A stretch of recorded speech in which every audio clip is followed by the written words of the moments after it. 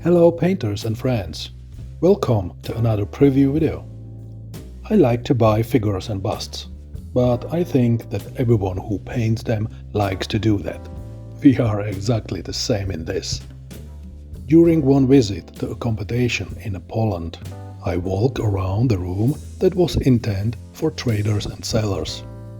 I like historical miniatures and sometimes I buy a fantasy or science fiction miniature. Poland is known for being focused mainly on fantasy and science fiction miniatures.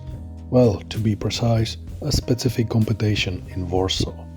That's why I was thinking about what I would buy at this competition. In the corner between the stands of large companies, there was a table with two products on it. Don't ask me why, but I stopped at this table and started looking at the products. Unfortunately, I don't remember the first one at all. It was probably a dwarf or some kind of troll, but the contents of the second box interest me. I looked at the box art on the box for a while and then asked the owner if I could see the contents. Well, I won't prolong it. I bought the box. I enjoyed the day and returned to the hotel room in the evening. In the room, I picked up the box again and started thinking about why I bought this piece. After all, I have a completely different taste in choosing miniatures, or at least I thought so. What drew me to that table? Why did this piece evoke in me ideas and color combination or possible convergence? I admit that to this day I haven't figured out what made me buy this bust. There are simply forces that control your body, and especially your wallet. The box is hard, made of cardboard. On the front is a photo with a painted miniature, box art. On the side we find information about the company, the size of the bust and links to social networks. There are cut pieces of paper in the box that protect the fragile resin parts. Small parts are stored in the zip bag.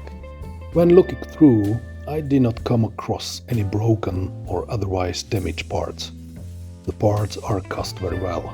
I can safely say that the quality is much higher than with some well-known and reputable companies.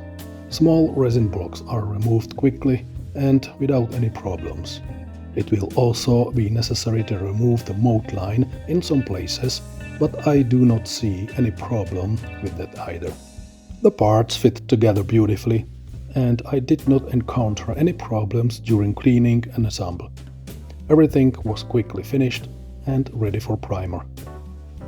The expression on the ram's face is beautiful. He is frowning, the box says, disgruntled protector. Maybe he is angry, maybe disgusted. But when I combine it with his body and his curly sheep's wool on his body, it makes me smile. It makes me feel like an old moron who was gained a lot of experience and knowledge during his years of living in the woods, but has been walking around the world for too long and has become bitter against everything and everyone.